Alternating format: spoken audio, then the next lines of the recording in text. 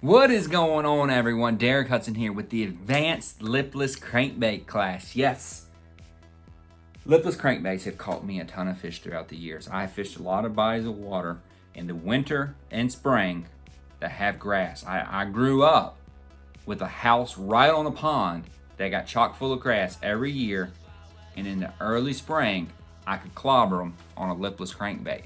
And I've caught several fish over 8 pounds, and I've had several days where I've caught over 40. So I would like to say I've put my time on the water to learn a thing or two about lipless crankbaits, and I'm here to share it with you because a lot of the stuff I've learned from trial and error, but I've also learned from people sharing it with me. And I think my job as an angler is to help you become a better angler, because you might be taking that 7-year-old kid that's excited about getting on the water, and you might take them out to have the most epic day they've ever had thanks to a tip I gave you. So I'm excited about it. I'm excited about sharing it with you. And not to hold up anymore, but let's get into the baits. Number one thing you need to know about lipless crankbait fishing is have a variety of lipless crankbaits. There are a lot of brands, a lot of different sizes, a lot of different colors and shapes, and just there's so many different ones. Make sure you're having a variety of those types, because you will find out, the more you fish a lipless crankbait, you will find out one day they might be crushing the Azuma Shaker Z. They might be eating this thing, the paint off this thing. And then the next day, you can't buy a bite on it. And it might be something as simple as it was a cloudy day versus a sunny day. The watercolor could have changed. It could have been they just got tired of hearing this thing come over here, and you caught all the ones that were interested in biting this thing. That's why you gotta have variety. You might need to change to a 6th Sense. You might need to change to a Booyah. There's just so many different ones that are good. I like to have a variety so that when I am in that situation where they slow down on biting one, or they're just not biting, you're not getting any bites. You just keep fishing and fishing and fishing. You're not getting any bites. Changing up to a different one can be all the difference that you need to get more bites. So have a variety of lures. That's tip number one.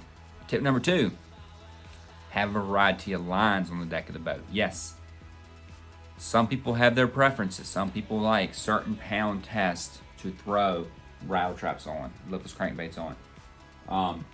But I'm here to tell you, I have found that sometimes going to a heavier line can make all the difference, because it makes the bait fall slower.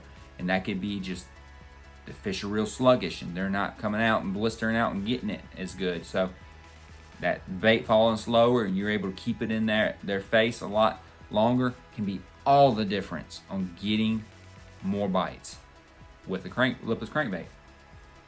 Sometimes dropping to a lighter size line can be the difference. And the times I like to go to a lighter size is when the water's clear, or the place you're fishing has got a lot of pressure.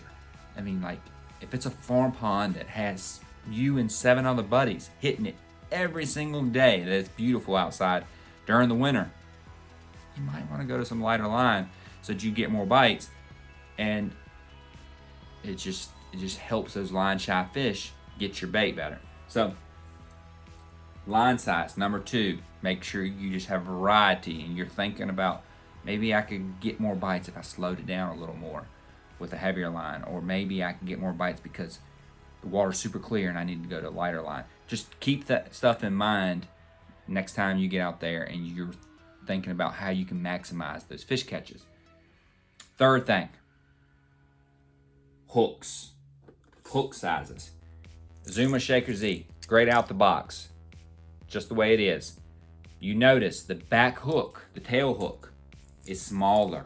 The reason why is lipless crankbaits, when they come through the water like that, the tail is swinging back and forth, side to side. And the bigger that hook is back there, the more it kills that action. Because listen to that. It's not very loud, is it?